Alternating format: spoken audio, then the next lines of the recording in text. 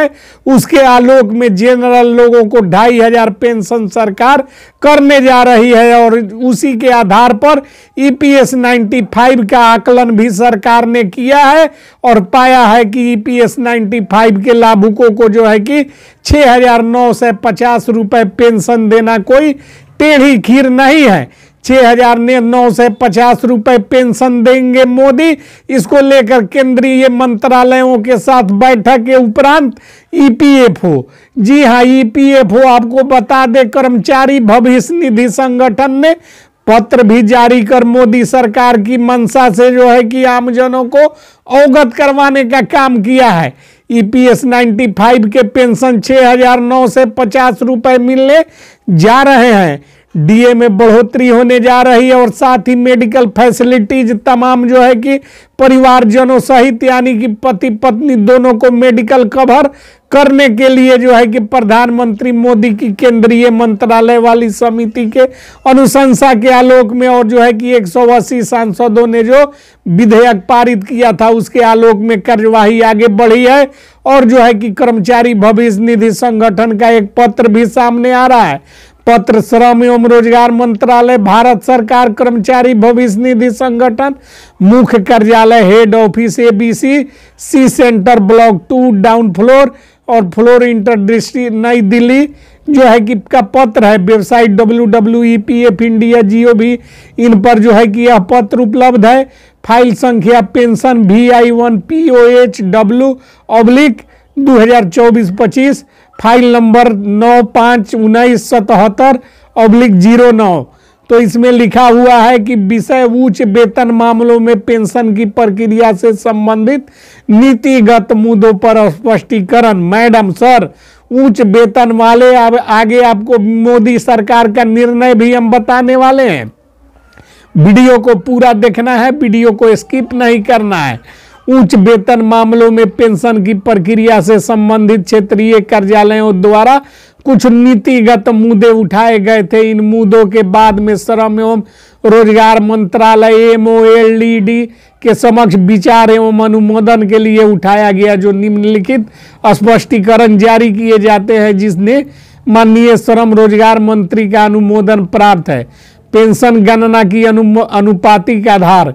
Pension की अनुपातिक गणना EPS के पैरा 12 में दी गई न्याय संगत है, जिसमें दोनों श्रेणियों के पेंशन भोगी यानी पेंशन सीमा अंतर्गत आने वाले पेंशन भोगियों और उच्च वेतन वाले पेंशन भोगियों को समान स्तर पर माना जाएगा। इसके अलावा माननीय सर्वोच्च न्यायालय ने भी समान अल्ट्रा वायरस नहीं पाया था। तदनुसार MOL&E ने उच्च वेतन मामलों में पर पेंशन के लिए अनुपातिक आधार पेंशन की गणना के साथ सहमति व्यक्त की है। इसके साथ ही ट्रस्ट नियमों के आधार पर POSW के लिए छूट प्राप्त की। प्रतिष्ठान की पात्रता।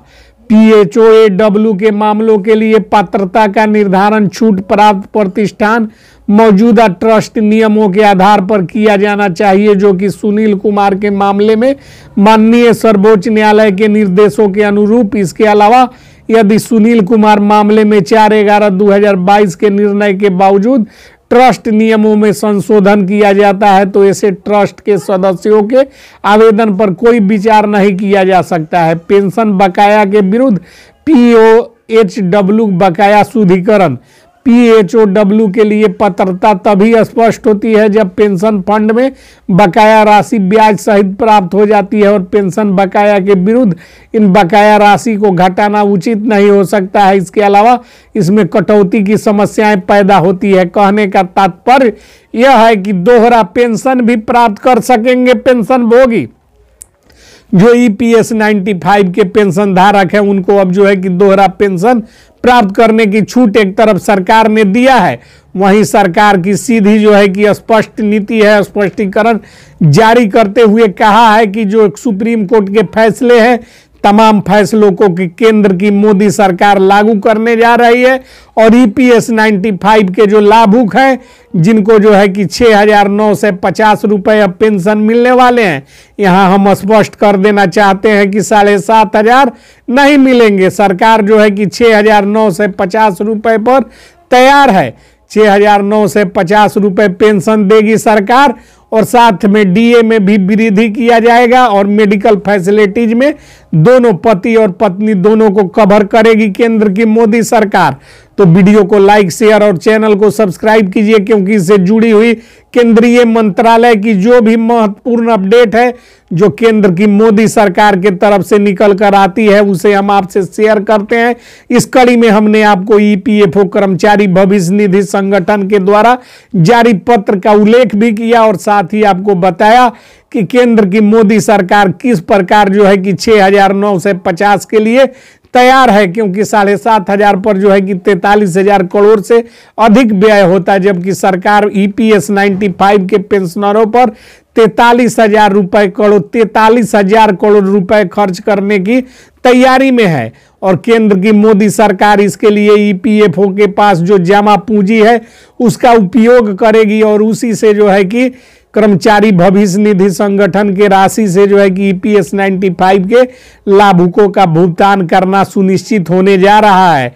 तो वीडियो में बने